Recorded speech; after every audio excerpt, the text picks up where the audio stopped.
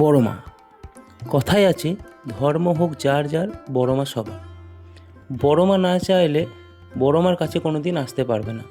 ঠিক তেমনই বড় মা কোনো দিন কাউকে ফেরায়ও না।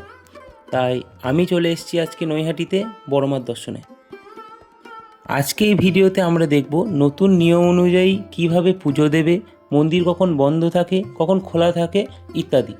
এছাড়াও এখানে কিভাবে আসবে, কোন বার এলে ফাঁকায় ফাঁকায় পুজো দিতে পারবে, সব কিছুই থাকছে এই ভিডিওতে।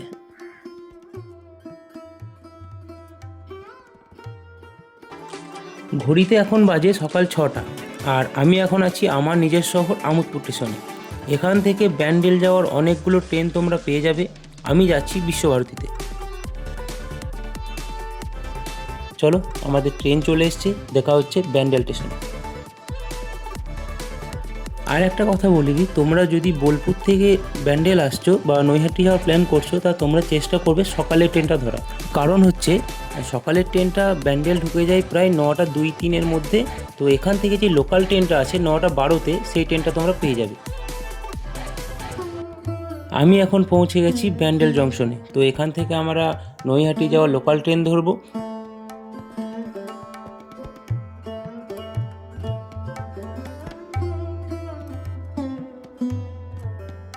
চলো, আমি নৈহাটি স্টেশন পৌঁছে গেছি। তোমরা এখানে যে ওভারব্রিজটা দেখতে পাচ্ছ, এখান থেকে তোমাদের যেতে হবে 1 নম্বর প্ল্যাটফর্মে।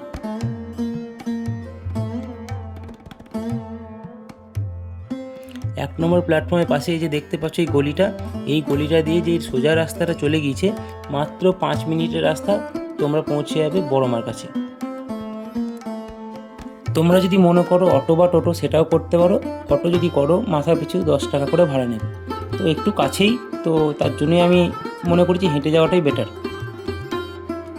আমি প্রায় মন্দিরের কাছে চলে এসেছি। এটা হচ্ছে বড় মার মন্দির। এই মন্দিরটা নতুন করে সাজানো হয়েছে। এই যে দেখতে পাচ্ছ, এটা হচ্ছে বড় মার মূল মন্দির। দেখতে খুবই সুন্দর লাগছে। চলো, দেরি না করে পুজোটা দিয়ে দিই, তারপরে দেখা হচ্ছে তোমাদের সাথে। আমি এখানে 101 টাকার ডালা নিয়েছি। তো এখন লাইনে দাঁড়াবো। আজকে যেহেতু বুধবার, তো লাইনটা অনেকটাই কম আছে। তোমরা যদি ভেবে থাকো বড় মার কাছে আসবে, পুজো দেবে, তো অবশ্যই তোমরা দেখবে যে সোমবার কি বুধবার করে আসা। যদি মঙ্গলবার বা শনিবার আসার প্ল্যান করছো, তো সেখানে অনেকটাই ভিড় হয়ে যাবে। তো অনেকটা টাইম লাগবে পুজো দিতে। ফাঁকায় ফাঁকায় পুজো দেওয়ার জন্য বা দর্শন করার জন্য সোমবার কিংবা বুধবারটাই বেস্ট আমি মনে করি। এই হচ্ছে বড় মার প্রবেশ পথ। আর এই যে দেখতে পাচ্ছ তোমরা, এটা হচ্ছে আমাদের বড় মা। বলে নাকি বড় মা এতটাই জাগ্রত যে তুমি বড় মার সামনে দাঁড়ালে বড় মা নিজেই তোমার মনের কথা বুঝতে পারবে। এই বড় মা নাকি 100 বছরেরও পুরনো। 1923 সালে ভবেশ চক্রবর্তী নামে এক ব্যক্তি নবদ্বীপে রাস পুজো দেখতে গিয়েছিল। তো সেটা দেখেই নৈহাটিতে 21 ফুটের বড় মা পুজোর সিদ্ধান্ত নেয়। প্রথমে এই কালী প্রতিমাকে অনেকে ভবেশ কালী নামেও চিনত, তারপরে এটা বড় মা কালী নামে সবাই চেনে। তোমরা চাইলে এখানে পুজো দেওয়ার পরে তোমরা ভোগ প্রসাদও খেতে পারো। তবে আজকে যেহেতু বুধবার, তো আজকে কোনো ভোগ প্রসাদ দেওয়া হয় না। তোমরা যদি ভোগ প্রসাদ খেতে চাও, তাহলে তোমরা মঙ্গলবার কিংবা শনিবার আসতে পারো। সপ্তাহে এই 2 দিনই ভোগ প্রসাদ দেওয়া হয়। তো ভোগ প্রসাদের কোনো সময় থাকে খিচুড়ি বা পোলাও থাকে, তোমরা আসতে পারো যদি ভোগ প্রসাদ খেতে চাও। বড়মার মন্দিরে যারা আসবে তারা অবশ্যই নৈহাটি ফেরিঘাট দেখতে ভুলো না। বড়মার মন্দির থেকে একটু এগিয়ে গেলেই তোমরা দেখতে পাবে নৈহাটি ফেরিঘাট। এই ফেরিঘাট যাওয়ার সময় দুই পাশে প্রচুর দোকান দেখতে পাবে। রাস্তার দুই পাশে প্রচুর ছবি, ফটোগ্রাফ, ফটো ফ্রেম বিক্রি হচ্ছে বড়মার। তো তোমরা যদি চাও, তো এখান থেকে তোমরা বাড়ির জন্য নিয়ে যেতে পারো। এছাড়াও এই রাস্তাতে প্রচুর নিরামিষ খাবারের দোকানও আছে। এই হচ্ছে ফেরিঘাট। এখান থেকে বড়মার ঘট নিয়ে যাওয়া হয়।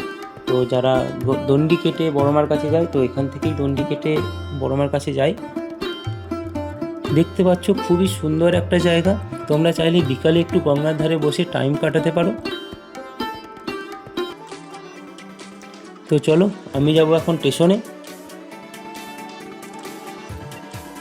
আমি এখন চলে এসেছি স্টেশনে। তো চলো, এখন বাড়ি যাওয়া যাক। আজকের ভিডিও এত দূরই পর্যন্ত। ভিডিও ভালো লাগলে কমেন্টে জানাও তোমরা পরের ব্লগ কোথায় দেখতে চাও।